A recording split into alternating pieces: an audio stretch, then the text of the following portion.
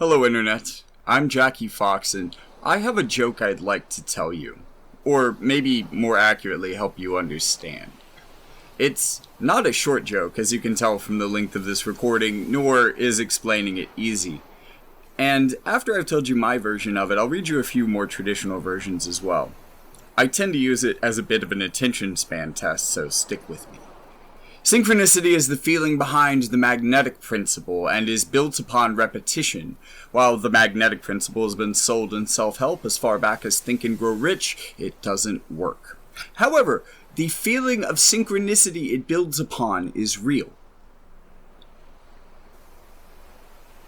Synchronicity cannot exist as a phenomena without first being preceded by ritual and by repetition. It is only then that synchronicity becomes possible. And that is really the big head trip with the magnetic principle. It's said that every idea that could be had has been had by someone at some point. Not a single thought is original. It's all been had by someone before, but it's not always who you think. Elon Musk is neither the inventor of PayPal, Tesla, or Twitter. But not only is he the owner of these companies, or at least was at some point, he has actively made efforts to be called their founder from about the point where he took them over, or at least this was the case for Tesla. To my knowledge, the only thing about Elon Musk that he ever invented, other than his Twitter persona and X.com, I just, stepped on the way I wrote this. And look, I assumed that a lot of these things were also the product of someone else's creation that he paid rights for, or, I don't know, maybe copied from another platform if you're looking at his taste in memes. I guess what I'm trying to say is that, like Thomas Edison, Elon Musk isn't as much of an inventor as he is just Tesla's owner. Yeah. Like many has-beens in the modern tech industry, Edison bought up ideas as an investment in building a reputation as an inventor, as an Iron Man of his time. Like Tesla's conception of free energy floating in the atmosphere, the idea is both promising and mostly unrealized. Because of how large our world is and how vast time is, every idea is out there somewhere for you to encounter at any point in time. But the feeling of synchronicity relies on repetition, or ritual. If you remind yourself of something each day like a mantra, if you don't increase the chances of something happening. But because of synchronicity, if you run into that idea in the wild, you're more likely to notice it. You aren't so much creating reality as you are tuning yourself to notice the reality that is already around you. The context of what you've heard or seen within the last few days can change how you perceive the next few days of your life. Can change the way that you perceive the next few days of your life. So always question any daily routines and rituals because they inherently shape how you see the world around you. Within a day of writing this version, within a day of writing the version of this joke. Wow, this is just word salad. I'm going to read it as it stands. Within a day of writing the joke of the day I wrote this joke, a 15-minute romp with a building fear that there was no point or punchline. I, a person who had been stuck at home for 2 months and had only spoken to a couple human beings this year, with my voice recordings excluded, found a total of 4 people to tell this joke to. It was at about this point in writing the original script that I stopped to write an outline of what I wanted to write instead. I decided that I would build a template. I decided that I would build what I had written already into a template and then take that into the realm of ritual through repetition to build synchronicity. Art inherently relies upon constraints, and these constraints can vary by medium. One of the things that they tell you in your class One of the first things that they tell you in art class is that representational art is inherently a symbolic act, and you must turn something into a depiction of itself. That's what you make. And what you make cannot be an exact replica of the original without becoming the original. In most drawing or painting classes, they'll tell you that you are depicting 2 dimensions in the You are depicting in 2 dimensions the 3-dimensional, and that is an inherently symbolic act itself. And that, because of that, you must make choices about how to convey that which is not there, which cannot be there by definition. It is through repetition that we learn, eventually, how to plan a painting such that we can create depth within it, even though it is happening on a wall. We are creating an illusion that can fool someone into thinking that they see a depth into a flat plane. I imagine something in the distance they might expect to see there if they had a window open to that exact scene. Of course, how good a job you do painting could... How good a job a painting could do of that relies quite heavily on your expectations of what you would see out your window. If it happened to be a painting of a blacksmith shop, then by at least in 2023, it's highly unlikely that that would be a realistic expectation to see out your window, even if it were painted in such a way, in such a style, to have been thought of as realistic at the time. While it may have served as an illusion of a portal into the outside world at that time, in the modern context it can only be symbolic. It can no longer trick its user, no matter how detailed, because it is a depiction of the past. That depiction of a world can no longer exist, and can no longer be visited. That world that exists purely in the symbolic, now preserved by the painting of it.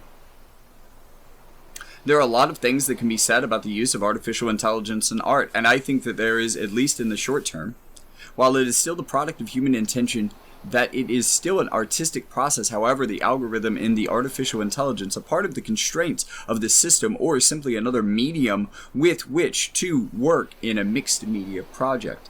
Art, at least in its current state, artificial intelligence as well, seems to be unable to easily produce art without any human intervention or without very explicit prompting, and that really triggers our sensation of beauty that we get from admiring paintings of another world that we've never been to but visited, perhaps, but that to certain extent exists, and that we have faith existed.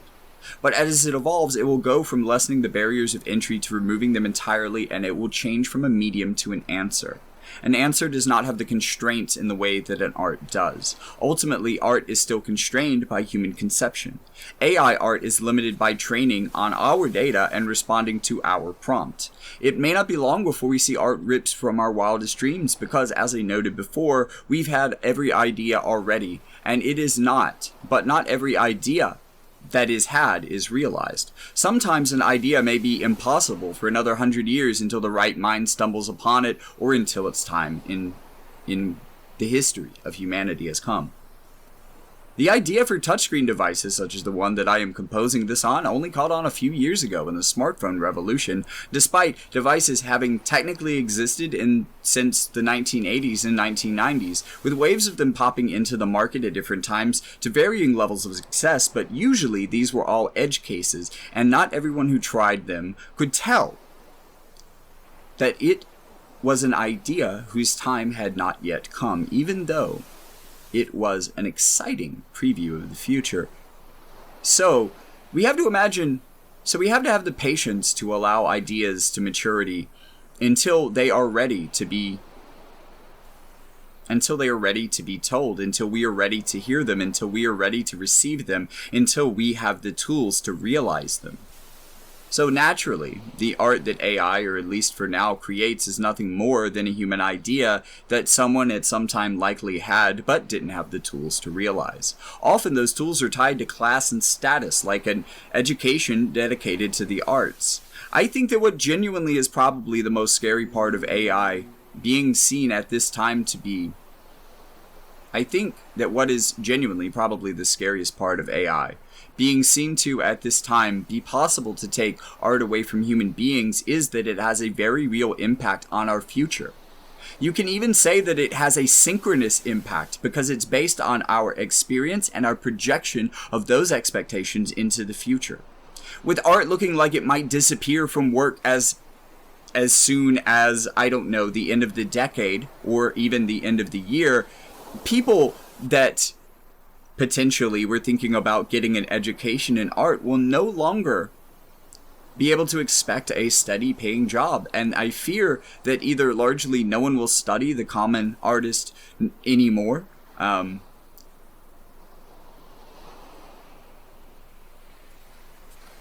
With art looking like it will disappear from work, that an education in art will no longer yield a steadier paying job, then I fear that either largely no one will study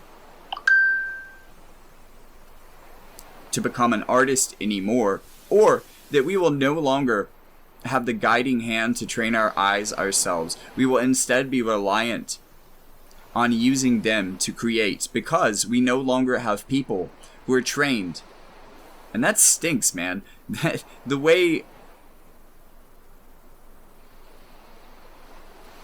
Because we no longer have people who are trained to think that way, or that the only people who are willing to make such a bad investment are the people who have all the money in the world to spend. In this way, artificial intelligence, instead of democratizing art, instead of lowering the barrier to entry for creation, it could also have a counter-revolutionary effect of solidifying those who are willing to take the time to learn the hardest mindset. To learn the artist mindset to only the upper classes. The class war within art would be over. They would have won. I think that it would ultimately be futile for humanity if we no longer produce people who thought like artists do, because especially in the modern world, artists are ultimately problem solvers. We give ourselves a challenge, and perhaps we make that challenge even greater by constraining ourselves to a certain style, or a style that we consider to be our own process or philosophy. Often it can be one of the last times that we are taught critical thinking in school, and what would otherwise be a job-focused training program that we are forced through as children. Of course, you wouldn't want to teach rebellious children too much about critical thinking while you're teaching them to be wage slaves now, would you? Speedrunning is an art where you try to be the fastest to do a certain thing, usually beating a video game, often with really specific constraints placed by the community to create formats to run in and ways to compete within them. Limitations, oddly enough, can be quite fun in this respect, and speedrunning itself is an art defined by its limitations. This joke that I'm going to tell you about has a number of constraints. For one, that it has to contain a three-legged pig, but also that it must contain the suspension of disbelief as well as a sustainment of interest. You must be courageous, thorough, and detailed in plotting your course through their mind, capturing their attention and ultimately defying their expectations after you have established a completely different set of expectations than they may have walked into this with. And it is very much a joke about setting expectations and, for the most part, going through with them, but also violating the most basic expectations of a joke, at least most of the time. Each time I told the joke since writing it, it got easier. Each time added some complexity to the performance. The first time I performed via audio, the remaining I performed in person, which meant that I could actually act in the scene instead of just reading it. In telling this, I can add tremendous context, because I'm not really here to tell you the joke. I'm here to explain the joke to you, and why I love it so much. And this is kind of fundamentally different thing, but it does require that you eventually tell the joke now, doesn't it? I mean, because I have to show you the thing that I love, and I wonder if you'll love it as well, right? I mean, that would be a reasonable expectation to have. In this joke, it has a way to play with your expectations in the way that you expect there to be a punchline, and part of the joke is that increasingly the audience is meant to feel that a punchline will or potentially may never come. So perhaps the major constraint of the joke is to keep your audience engaged as you are moving forward, even though you intentionally crafting a sort of humor that is mostly designed to push people away. You could call it anti-humor, but regardless, all humor relies on the intention of its audience and their expectations. One of the reasons that we believe that people laugh is that we trigger a response in their mind related to the defiance of their expectations. For a punchline to land, it must suddenly and sharply deliver a contrast from our expectations. A person behaving in a silly manner might be funny, but if they did it all the time, it would get a bit ridiculous, wouldn't it? Because eventually we would all begin to expect it and we wouldn't laugh anymore. The joke would be old. It would not be worth it because we would have come to expect it by then. So eventually you have to break all expectations ultimately to tell the ultimate joke. This sort of joke must simultaneously build upon the structures that preceded it while also tearing those structures apart and examining them. It has to be both humor and anti-humor, construction and deconstruction simultaneously. And they think that ultimately, this is the perfect joke for that structure. And I think the more that I think about it, and the more times that I've been told about it, and the more times I've seen it represented in the world, and seen this cycle and this process as much as I wouldn't have expected it, it is showing me something in the world that I think that there's only one way for me to show you. Actually, it's at this point in writing the outline that I got bored and decided to watch a Ryan George video. Hey, excuse me, friend, you gotta look at the video I just sent you. Do I have to, can you just come here and show me? You sound insane. I would never. Go ahead, open it up. Okay. You look at your phone like a grandfather. Yeah, I'm in my 30s, okay? Leave me alone. All right. Okay. How to make the best quiche in the world. This is like a recipe video. Shut up. Keep watching. Okay. First, you're going to need 14 eggs. That seems like too many eggs. Wait for it. How long do I have to wait? Just wait for it. Wait for it. Okay, if I watch this much longer, those eggs are gonna expire. It's not about the quitch. That's not the video. Just wait. Okay. Okay, so that person making that omelet is using, like, way too many eggs. I mean, talk about putting all your eggs in one basket. That is too... Okay, so they're like commenting on the number of eggs. I guess that's funny. No, that's not the video. Keep watching. The video is about 5 minutes long, but, well, the last minute was an ad. Of course, I didn't know that going in, and in fact, I only made it to about 1 minute and 9 seconds into the video before I had written it into the script, and texted a friend about how weird it was that I had run into this video while writing the exact script, because it seemed to be about the same structure and absurdity of the joke, except a bit more like a night terror. It had more layers to the point where you were never really sure when you were actually in base reality and when you would finally be woken from the dream. Usually this joke is told on the spot, having drunk something at some party and making up whatever absurd shit I can, and honestly that is probably the best form for it. Something that is heavily scripted doesn't suit it. I mean, it is fundamentally an improv bit. There are parts of it that I will have to improvise no matter how much I write it out.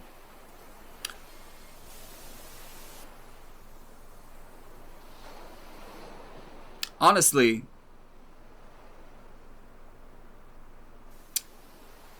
unless you really get to know your audience, unless you get them to sit down, you're probably not going to get them to listen to it entirely scripted, the first joke. However, taking the time to really write the detail into it is ultimately for the benefit of the joke, and I think this kind of pushes the absurdity of it to a whole nother level.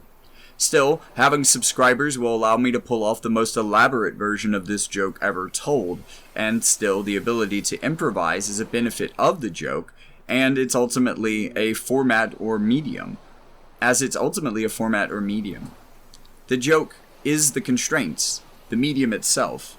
The challenge is to build upon what has been done before until you've made the best product the medium can offer. A man once moved into my neighborhood, and being a good neighbor to him, I baked like this apple crumble with caramel and a dusting of cinnamon and nutmeg. But when I entered his yard, I immediately noticed something strange. Tied to the front steps of his porch was a pig. I edged closer with a bit of caution. I'd never seen a wild pig before. Do they, like, bite? And that's when I noticed the pig only had 3 legs. Now, I've got to admit that compared to the joke that I was probably told that I honestly don't remember at this point, my version of the joke is certainly a bit more class-conscious and a bit different than the fundamental joke. Now, the long version that was posted to Jokes on r/jokes of the 3-legged pig joke goes like this, and as far as I can tell, this is a much more traditional version of the same joke and format. Just told a bit faster, even though it says it's the long version of the joke, because some people can't conceive how long you could actually make a joke if you could hold someone's attention. A traveling salesman was walking along a country road one day, his car having broken down, and he happened to come across a rather unique farmhouse. As he neared it, he approached the pig pen of this farm, was a bit different from most. In fact, it was palatial. The mud was of the highest quality. The scraps were imported French food. There was a TV in one corner with a cable hookup and pay-per-view. When he looked closer, he noticed that the sole inhabitant of the pig pen was a three-legged pig. Wanting to hear the story behind this and the odd combination, he walked to the farmhouse door and rang the bell. An old country farmer answered the door, and the salesman asked about the pig. "Wonderful pig, remarkable pig," said the farmer. But as we rejoin our joke, it's at that moment that the front door opens and the new neighbor greets me warmly. We take my dessert inside and he slides it in his toaster oven because who doesn't enjoy warm apple pie? And going on for a bit about how apple pairs so nicely with so many flavors, and how we should purchase some later at the local grocery, an upscale place with the most local and fresh of produce, or so he assured me. I couldn't afford to shop there. I marveled at his kitchen. The magnificent countertops of marble and fixtures of polished brass. What a man he was.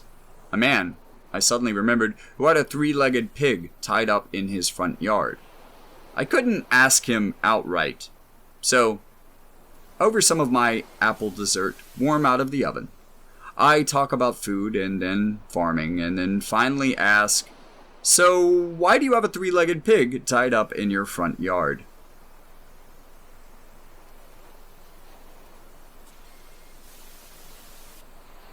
"Oh, that pig! You want to know about that pig, huh? Well, let me tell you, I was at the beach with some friends, and we kept running out of tanning lotion. I mean, we played beach volleyball all day, and we rented surfboards, even though none of us could really surf, and, yeah, man.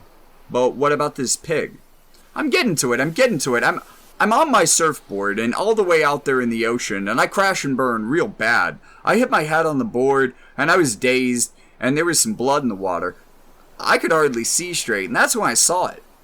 The pig? No, man, a shark!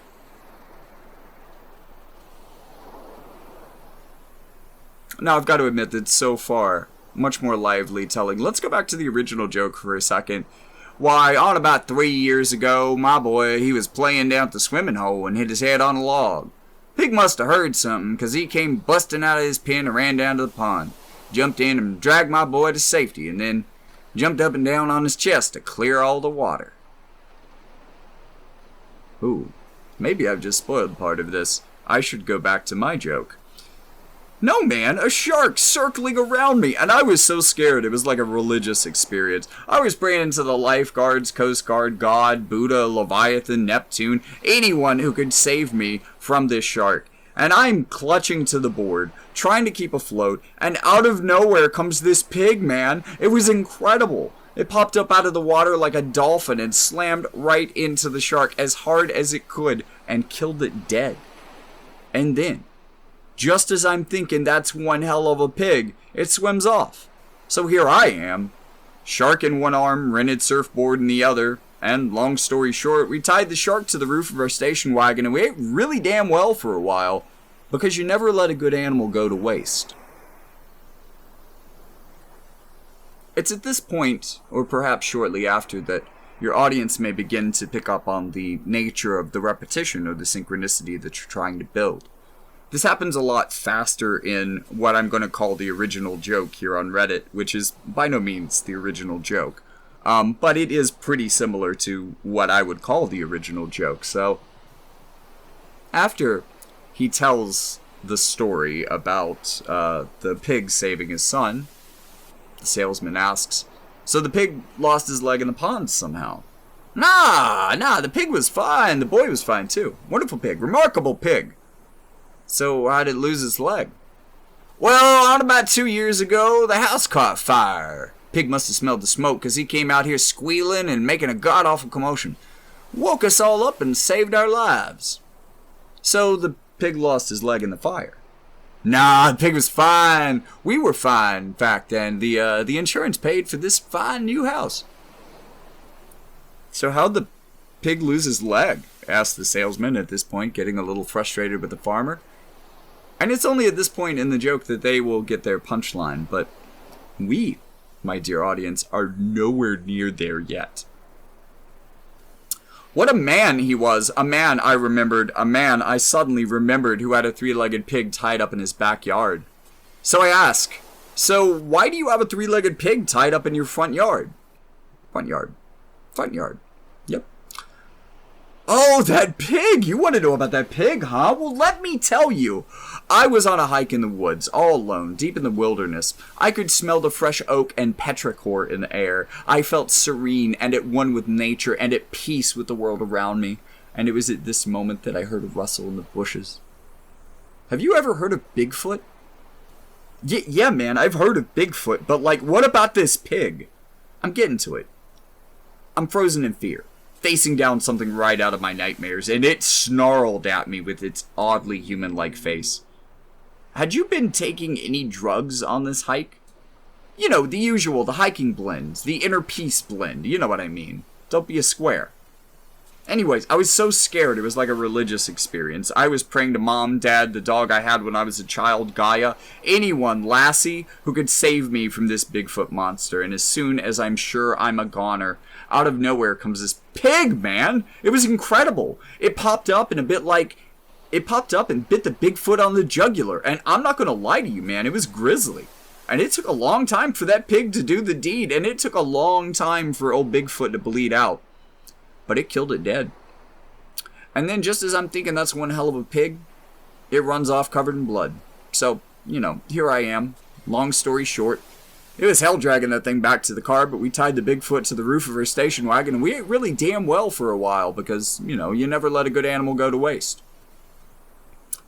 What a man he was. A man I suddenly remembered who had a three-legged pig tied up in his front yard. I ask, so why do you have a three-legged pig tied up in your front yard?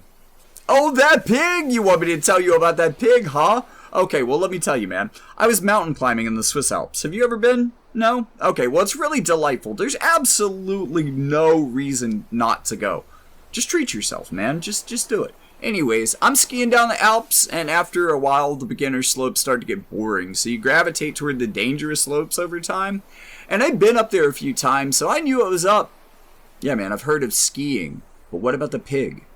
I'm getting to it. So, like, I'm barreling down this mountain, just zipping between trees, scared I was gonna die like one of the Kennedys, like, just getting air over the banks, never sure I could stick the landing, but then, out of nowhere comes this pig, right? No, dude, I'm a good skier, so eventually I made it to the bottom in one piece, but I get there. Have you ever heard of a Yeti? Bro, Bigfoot, now a Yeti. I'm trying to ask you a very simple question about this three-legged pig you have tied up in your front yard, and you are telling me vacation stories that I am increasingly sure you're just making up, like, on the spot. You have to understand, man. I'm telling you about this pig. Just pay attention. So I look at the Yeti, and I'm a changed man. I'm not who I was before. I saw a Bigfoot chewed to death by an animal a 20th of its size, and this Yeti couldn't scare me. Anyways, it's about this time that the Yeti said, yo, asshole, you're on my turf here, and if you don't ski your happy ass back uphill, I'm really gonna fuck you up. Yetis can talk? Yeah, man. Basic mythology, and I'm glad you're finally keeping up. So the Yeti rips a tree from the ground, using the root ball like a gnarly club, taking a stance like a batter about to hit a home run, and my head is the fucking softball. I was so scared it was like a religious experience. I was praying to the snow, Shiva, Dr. Freeze, Mr. Freeze from Batman, anybody who could save me from this job-talking Yeti. And as soon as I'm sure I'm a goner, out of nowhere comes this pig, man. It was incredible. It popped up holding a Bowie knife in its teeth like an expert assassin, and it just killed it dead in a single blow. And then, just as I'm thinking that's one hell of a pig, it runs off covered in blood after skinning the Yeti for a coat. So here I am, long story short. It was hell, dragging that thing back to the car in the snow, but we tied the Yeti to the roof of our station wagon, and we ate really damn well for a while, because, you know, you never let a good animal go to waste. How's Yeti? A little bit gamier than pork, or, you know, Bigfoot for that matter, but it's pretty fatty like lamb, and man does it sizzle when you grill it. Look, you crazy son of a bitch. I know. You could keep telling me these stories all day, and I don't know what's wrong with you. Like, are you a pathological liar, or like, what the fuck is up? Why in the hell do you have a three-legged pig in your front yard? Oh, you millennials, so impatient. I was about to tell you. See, look. The thing you have to know about the common domestic pig, even one that has been trained to assassinate a Yeti, they just aren't quite insulated enough for the Swiss Alps without body hair. Hence, why he skinned the Yeti to make a coat for himself. And man, let me tell you, the long trail of blood from dragging a skint Yeti across a ski lodge, uphill, while people are skiing around you and thinking that you have gone full shining on someone. The pig. Oh, okay, look. We saw the pig near the top of the hill, right? The cold had gotten to him despite the makeshift coat, and he could hardly move, right? So, we're already carrying one suspicious animal. We figured we couldn't get any more suspicious, so we took the pig too.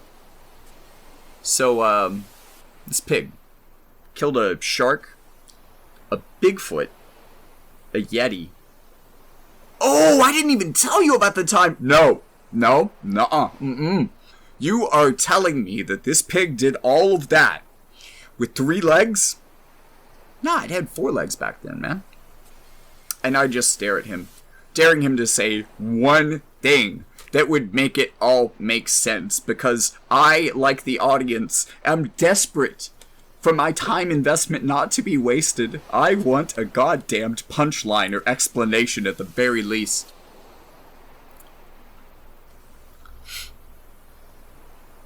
In the original joke, this ends with a single punchline. But I figured I made you wait so long by now, you're gonna have multiple punchlines. The original punchline is, so how did the pig lose his leg? Asked the salesman, by this point getting a bit frustrated with the farmer. Well, son, said the farmer, if you had a pig this remarkable, would you eat him all at once?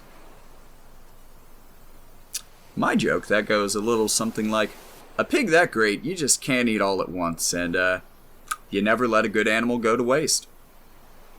Disgusted, confused, grossed out, the joke continues, and I am considering calling the local mental hospital at this point to see if any patients had escaped, as well as the Humane Society. I walked out his front door, and at the bottom of the steps I hear the pig say, "Sup, loser, wanna hear a story?" Long story short, I checked myself into a mental hospital that day.